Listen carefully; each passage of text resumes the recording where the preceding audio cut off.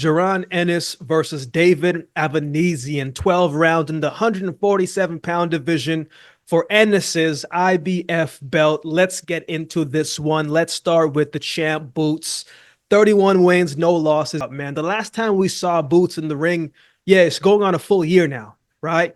There's been a lot of different things happening in his career, things outside of the ring, contract talks. And now he's signed with Eddie Hearn.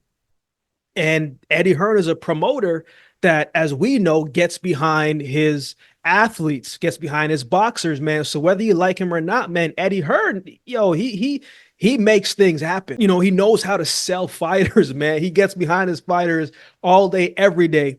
And so inside the ring, Boots doesn't need none of that help.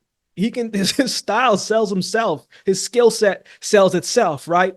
The first time I saw Boots fight, man, I was looking at him. I was like, yo, this dude looks like a super middleweight. You know what I'm saying? Like, he looks big for the division. And you mix that with he's got the speed, the athleticism, the power, the combinations. And yeah, there is no such thing as a perfect fighter, man, but he does have a lot of goods that makes him successful and has made him successful.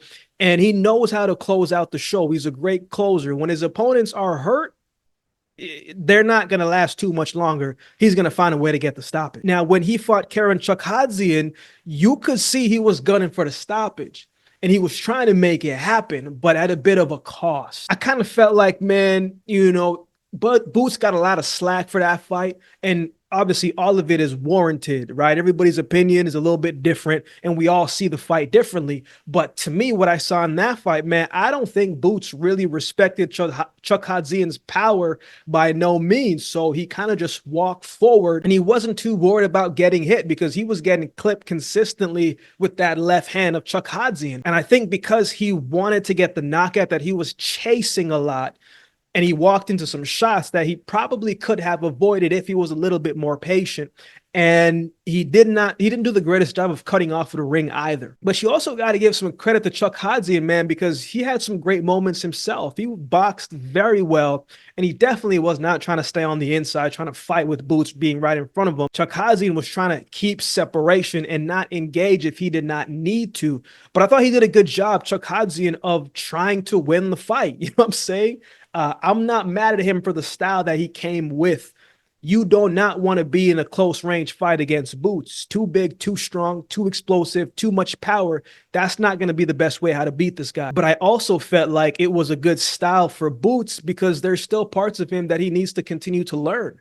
There's still parts that he's still developing. When you don't get the rounds, you're not able to work on some of the stuff and get these different looks. Boots has stopped a lot of his opponents in under 6 rounds. There's not been many fights of his career that have went the full distance. And so it was good that he went through this style of fight to see some of the things that he needed to improve on. The rounds are good. And a lot of people were questioning after that fight how Boots was because they were expecting everybody to stop Chukhadzian.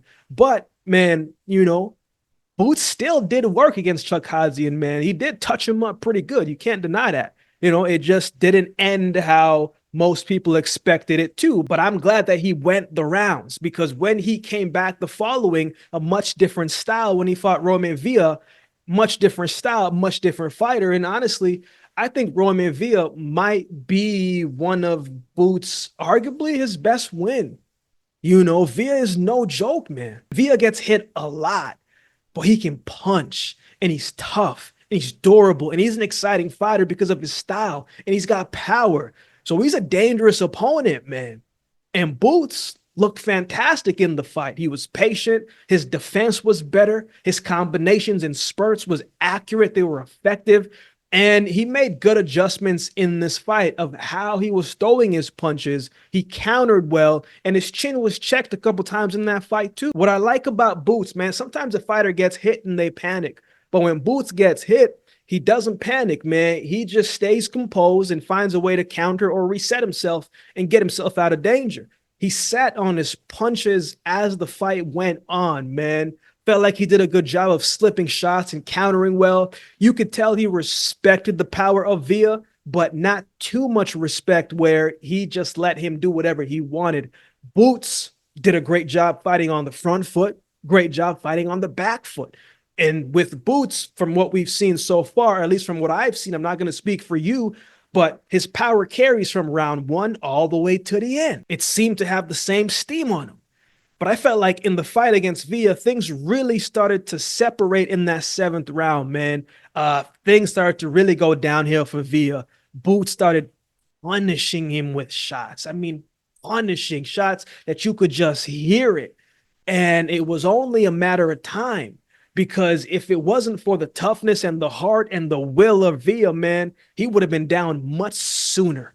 It's the heart and the will that kept him up, because those shots were punishing. So I thought it was a good showing from Boots in his last fight, man. Villa's a tough opponent. I wouldn't even mind seeing a rematch of that fight down the road. It's an exciting fight. But, as the champ now, he's defending his belt for the first time. And Boots is an exciting fighter, man. And it's been a while since we've seen him. So it's good to see him back in the ring in front of the home crowd.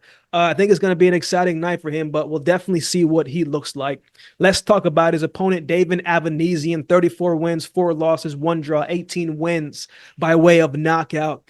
He's got 4 losses on his resume, but against quality opponents. His first loss came from his second fight of his career. He's young, so, those early fights, you just never really know. But since that fight, he went on a massive, massive win streak, a lot of momentum, including beating Shane Mosley in 2018. But, Shane Mosley was on the back end of his career, but a win is a win. It's a great name on your resume. He lost to Lamont Peterson after that, Kev Velasquez, and then he lost to Bud Crawford. Avanesyan, to me, is not chopped liver, man. He fought arguably the number one pound for pound fighter in the world today in Terrence Bud Crawford. And I thought he put a good showing against Bud Crawford, landing some nice shots against Bud. Couple nice overhand rights, man. Avanesyan's style is pretty interesting, man. Like, it's nothing crazy. He keeps a high guard, but he parries you with punches quickly out of it. But when he parries you with punches, man, he drops his opposite hand, so it leaves himself open to being shot. And Bud makes him pay. Avanesyan's a guy, he's not an outside fighter, man. He's a guy that's going to come in, try to stay close to you, and try to overwhelm you with shots and catch you at the right time. He's going to be in front of you. Felt like Bud started picking him apart more and more as the fight went on, man. To me, it looked like Bud was working through some things. Bud was coming off of a long layoff as well, too. Maybe he was trying to go the rounds because, Bud does a great job of controlling his energy and the pace of the fight, man. He never really looked too worried about what was coming at him from Avanesyan, even though Avanesyan was having some success and landing some shots. It wasn't a whole bunch of shots, but he had his moments, some nice uppercuts as well, too. But, once Bud flipped the switch and became more offensive, Bud really could do what he wanted to do. Sometimes Bud would step back, hit you with the jab to the body, and then he would move and reset his feet. There'd be other times where he would throw a 3-4 piece combination and get out of the way. His cadence control, it makes him tough to plan for. Then you got to worry about how a guy can fight from orthodox to southpaw without missing a beat. Bud can do that, successful at it.